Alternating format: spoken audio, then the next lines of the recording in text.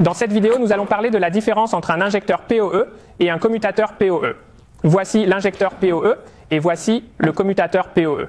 Techniquement, ils sont différents, mais d'une certaine manière, ils ont des points communs. L'injecteur PoE et le commutateur PoE peuvent tous deux envoyer de l'énergie à l'appareil IP distant, comme la caméra IP. Tout d'abord, je vais utiliser cet injecteur PoE et ce commutateur PoE pour essayer d'alimenter la caméra IP afin que vous puissiez voir la différence. Commençons par l'injecteur PoE.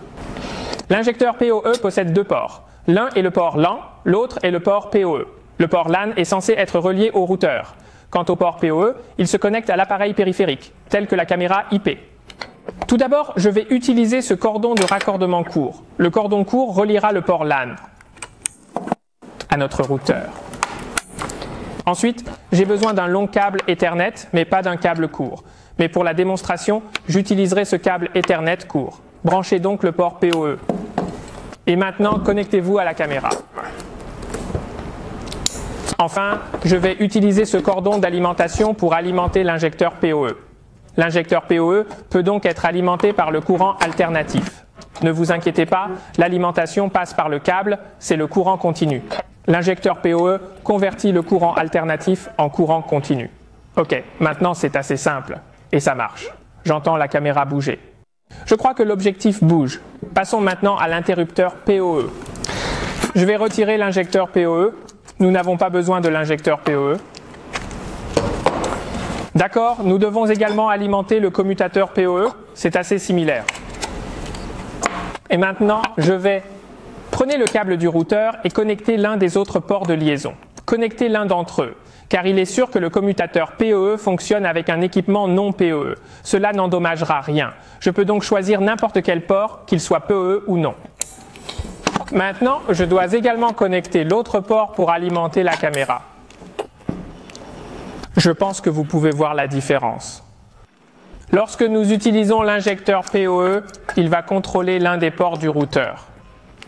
Lorsque nous utilisons le commutateur PoE, oui, nous devons également prendre l'un des ports du routeur. Mais entre-temps, nous étendons le port RJ45 ou Ethernet. Si vous avez d'autres appareils, comme l'ordinateur ou l'autre point d'accès PoE, vous pouvez utiliser le reste des ports. Si vous n'avez qu'un seul appareil, comme une caméra IP, vous pouvez utiliser l'injecteur PoE. Mais si vous n'en voulez plus, vous pouvez choisir le commutateur PoE. De nos jours, le commutateur PoE est devenu de plus en plus populaire. Au début, le commutateur PoE est très cher. C'est la raison pour laquelle les gens choisissent l'injecteur PoE. Aujourd'hui, le PoE, comme ce commutateur PoE, est devenu assez bon marché. Cependant, pour certaines applications, l'injecteur PoE est toujours nécessaire.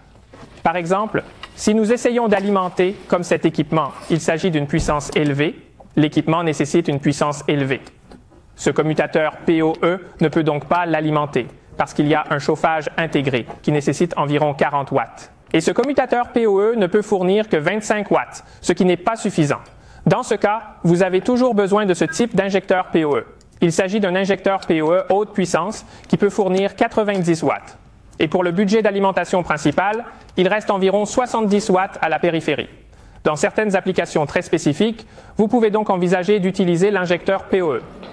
C'est tout pour la vidéo d'aujourd'hui. Si vous avez des questions, n'hésitez pas à commenter ci-dessous. N'oubliez pas de vous abonner si vous aimez la vidéo.